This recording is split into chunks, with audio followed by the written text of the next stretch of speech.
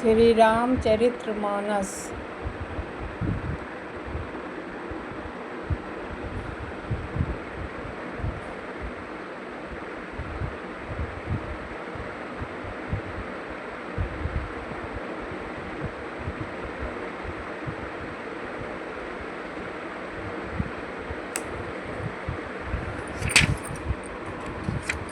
बालकांड।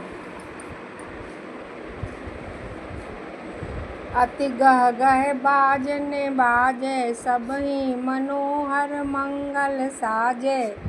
जुथ जुथ मिली सुमुखी सुनैनी, करहि गान कल कोकिल बयनी। खूब जोर जोर से बाजे बजने लगे। सभी ने मनोहर मंगल साज सजे। सुंदर मुख और सुंदर नेत्रों वाली तथा कोयल के समान मधुर बोलने वाली स्त्रियां झुंड की झुंड मिलकर सुंदर गान करने लगी। सुख विदय कर बरनि न जाई, जन्म दरिद्र मनहु निधि पाई।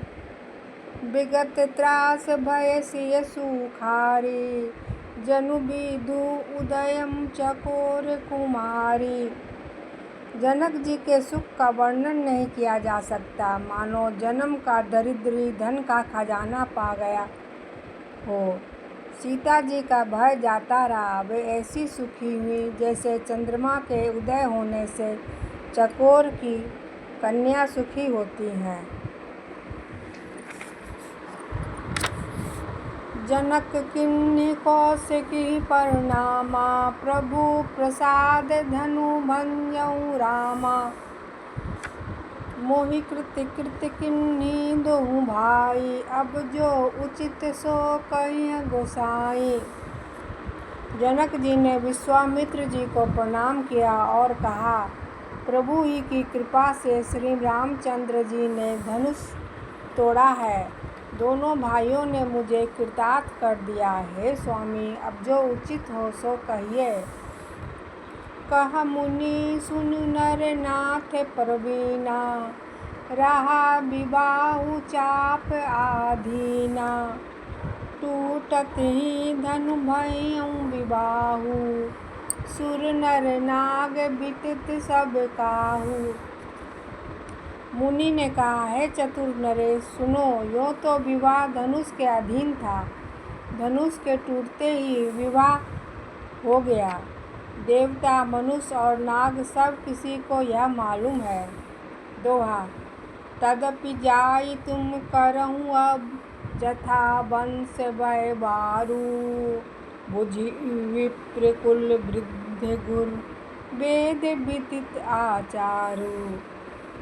तथापि तुम जाकर अपने कुल का जैसा व्यवहार करो। ब्राह्मणों, कुल के बूढ़ों और गुरुओं से पूछकर और वेदों में वर्णित जैसा आचार हो वैसा करो। दूत अवधपुर पठवहु जाई, आनहि नृप दशरथ ही बोलाई।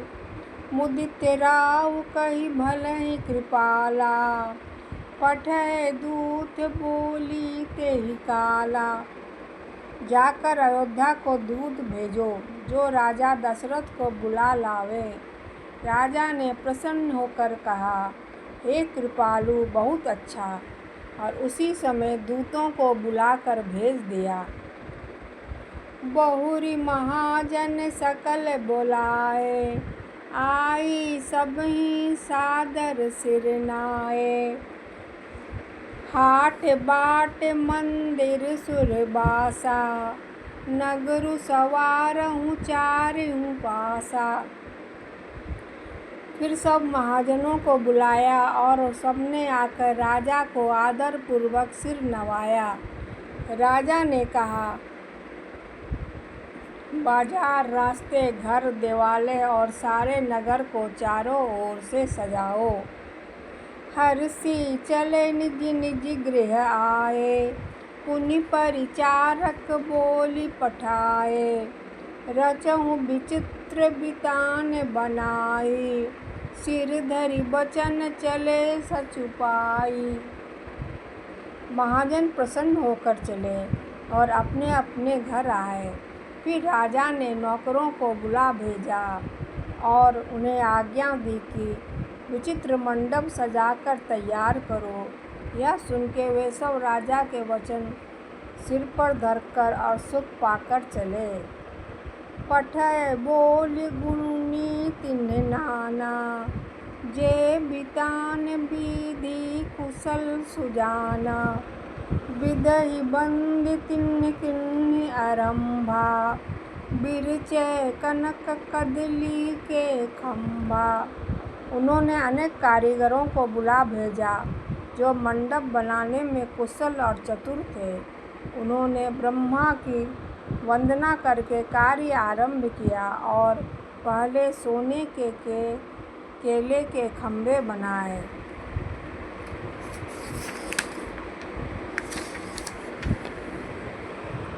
दोहा। हरित मान्य के पत्र फल, पद्म राग के फूल। रचना देखी विचित्र अति, मनु बिरंची कर भूल। हरी हरी मणियों के पत्ते और फल बनाए तथा पद्म राग मणियों के फूल बनाए। मंडप की अत्यंत विचित्र रचना देखकर ब्रह्मा का मन भी भूल गया। बेनु हरित मणि मैं सब किन्हे, सरल सपरब पर ही नहीं चिन्हे। कनक कलित अहि बेली बनाई, लखी नहीं परई सपरन सुहाई। बांस जौ सब हरी हरी मणियों के सीधे और गांठों से युक्त ऐसे बनाए जो पहचाने नहीं जाते थे कि वे मणियों के हैं या साधारण। सोने की सुंदर नाग बेली पान की लता बनाई, जो पत्तों से सहित ऐसी भली मालूम होती थी कि पहचानी नहीं जाती थी। तई के रचि पचि बंध बनाए, बीच बीच मुक्ता दाम सुहाए। मानिक मरकत कुलिस फिरोजा, चिरी कोरी पची रचे सरोजा। उसी नागबेली के रचकर और पच्ची कारी कर बंधन बांधने की रस्सी बनाए। बीच बीच में मोतियों की सुंदर झालरें हैं। मानिक पन्ने हीरे और फिरोजे सब रत्नों को चीर कर कोर कर और पच्ची कारी करके इनके लाल हरे सफ़ेद और फिरोजी रंग के कमल बनाए। किए भृंग बहुरंग विहंगा, गुंजहि कुंजहि पवन प्रसंगा। सुर प्रतिमा खम्बन गढ़िकारी, मंगल द्रव्य लिए सब ठारी।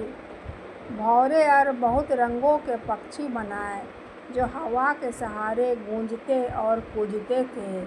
खम्भों पर देवताओं की मूर्तियां गढ़कर निकाली जो सब मंगलमय द्रव्य लिए खड़ी थी। चौके भांति अनेक पुराई, सिंदूर मणि में सहज सुहाई। गज मुक्ताओं के सहज ही सुहावने अनेकों तरह के चौक पुराए। दोहा। सौरभ पल्लव सुभग सुखी, किए नील मणि कोरी। हेम बोर मरकत घवरी, रसत पाट में डोरी। नीलमणि को कोर कर अत्यंत सुंदर आम के पत्ते बनाए। सोने के बोर और रेशम की डोरी से बंधे हुए पन्ने फूलों के गुच्छे सुशोभित हैं। रचे रुचिर बर बंद निवारे, मनहु मनोभम फंद संवारे। मंगल कलश अनेक बनाए, ध्वज पताक पट चमर सुहाए। ऐसे सुंदर और उत्तम बंधनवार बनाए मानो कामदेव ने फंदे सजाए हों। अनेकों मंगल कलश और सुंदर ध्वजा, पताका, पर्दे और चवर बनाए। दीप मनोहर मणिमय नाना, जाई न बरनी विचित्र बिताना। जेहि मंडप दुल्हन बैदेही, सो बरने असीमति कवि केही। जिसमें मणियों के अनेक सुंदर दीपक हैं, उस विचित्र मंडप का तो वर्णन ही नहीं किया जा सकता। जिस मंडप में श्री जानकी जी दुल्हन होंगी, किस कवि की ऐसी बुद्धि है जो उसका वर्णन कर सके। दुल्हु राम रूप गुण सागर, सो बितानु तिहु लोके उजागर। जनक भवन कै शोभा जैसी, गृह गृह प्रतिपुर देखहु तैसी। जिस मंडप में रूप और गुणों के समुद्र श्री रामचंद्र जी दुल्हे होंगे, वह मंडप तीनों लोकों में प्रसिद्ध होना चाहिए। जनक जी के महल की जैसी शोभा है, वैसी शोभा नगर के प्रत्येक घर की दिखाई देती है। जेहि तेरहुति तेहि समय निहारी, तेहि लघु लगहि भुवन दस चारी। जो संपदा निच गृह सोहा, सो बिलोकि सुर नायक मोहा। उस समय जिसने तिरहुत को देखा, उसे 14 भुवन तुच्छ जान पड़े। जनकपुर में नीच के घर भी उस समय जो संपदा सुशोभित थी, उसे देखकर इंद्र भी मोहित हो गए। दोहा। बसई नगर जेहि लच्छी, करि कपट नारी बर बेसु। तेहि पुर के शोभा कहत, सकुचहि सारद सेसु। जिस नगर में साक्षात लक्ष्मी जी कपट से स्त्री का सुंदर वेश बनाकर बसती है, उस पुर की शोभा का वर्णन करने में सरस्वती और शेष भी सकुचाते हैं। पहुँचे दूत रामपुर पावन, हर्षे नगर बिलोकि सुहावन। भूप द्वार तिन खबर जनाई, दशरथ नृप सुनी लिए बुलाई। जनक जी के दूत श्री रामचंद्र जी की पवित्र पूरी अयोध्या में पहुँचे। सुंदर नगर देखकर वे हर्षित हुए। राजद्वार पर जाकर उन्होंने खबर भेजी। राजा दशरथ जी ने सुनकर उन्हें बुला लिया।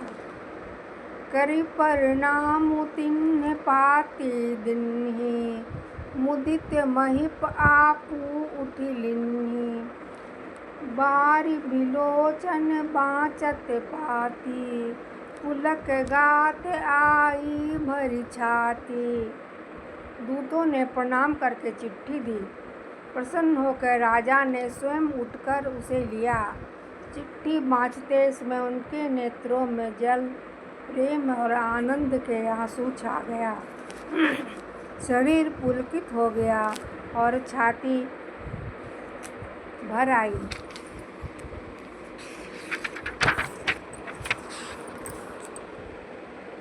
राम लखनू उर कर बर चिट्ठी, रही गए कहत न खाटी मीठी। पुनि धरि धीर बक्त्रिका बाँची, हर्षी सभा बात सुनि साची। हृदय में राम और लक्ष्मण है, हाथ में सुंदर चिट्ठी है। राजा उसे हाथ में लिए रह गए, खट्टी मीठी कुछ भी न कह सके। फिर धीरज धरकर उन्होंने पत्रिका पढ़ी। सारी सभा सच्ची बात सुनकर हर्षित हो गई। खेलत रहे तहाँ सुधि पाई, आए भरतु सहित हित भाई। पूछत अतिश ने सकुचाई, तात कहाँ ते पाती आई। भरत जी अपने मित्रों और भाई शत्रुघ्न के साथ जहाँ खेलते थे, वहीं समाचार पाकर वे आ गए। बहुत प्रेम से सकुचा कर वे पूछते हैं, पिताजी चिट्ठी कहाँ से आई। दोहा। कुशल प्राण प्रिय बंधु दो, आई कहूँ के ही देश। सुनी सने साने बचन, बाची बहुरी नरेश।